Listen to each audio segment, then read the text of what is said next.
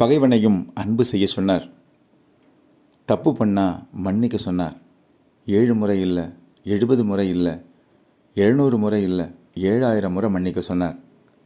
எல்லாரும் சந்தோஷமாக இருக்கணும்னு சொன்னார். அண்ணன் தங்கை தம்பிகளோட சந்தோஷமாக சிரித்து பேச சொன்னார். இன்னைக்கு ராத்திரி 12 மணிக்கு கிறிஸ்துவ பிறப்பு நாளை கிறிஸ்தவர்கள் கொண்டாடுறாங்க. அனைவருக்கும் இனிய கிறிஸ்மஸ் தின நல்வாழ்த்துக்கள். இயேசுநாதருக்கு ஒரு பெரிய வரலாறு இருக்குங்க.